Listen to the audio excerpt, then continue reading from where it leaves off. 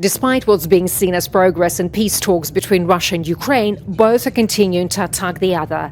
Civilian infrastructure and oil facilities were damaged in Ukrainian attacks on the city of Novorossiysk in Russia, and several people injured near a military-industrial plant in the city of Cheboksary.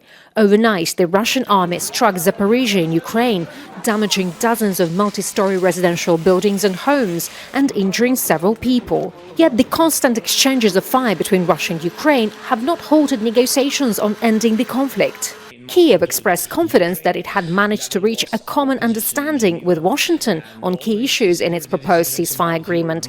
Ukrainian President Zelensky is expected to meet Donald Trump soon, while the US president announced a meeting between US and Russian representatives in Moscow. Steve Witkoff is going over, maybe with Jared. I'm not sure about Jared going, but he's involved in the process, smart guy, and they're going to be meeting with President Putin, I believe, next week in Moscow. The US peace plan that originally contained 28 points has been reduced to 22, according to Trump. Moscow only confirmed that it had reviewed the initial contents of the document. We have channels of communication with our American colleagues, and we are waiting for what they consider an interim version of the plan after they complete coordinating the text with the Europeans and Ukrainians. Then we will see. Professional diplomacy consists of not leaking information until a final agreement is reached.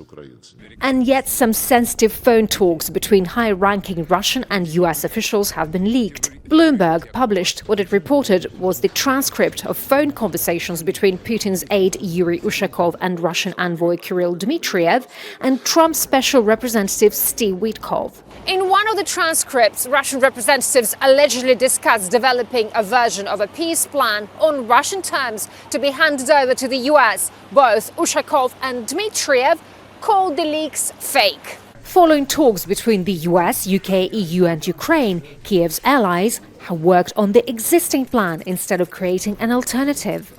The initial draft of the 28-point plan included points that were not acceptable, but also some very important elements that will be essential for a just and lasting peace. Other countries are also expressing their willingness to mediate. Turkish President Recep Tayyip Erdogan proposed holding direct negotiations between Russia and Ukraine in Istanbul, while Hungarian President Viktor Orban is heading to Moscow for talks with President Putin later this week. Yulia, Shapovalova, Al Jazeera, Moscow.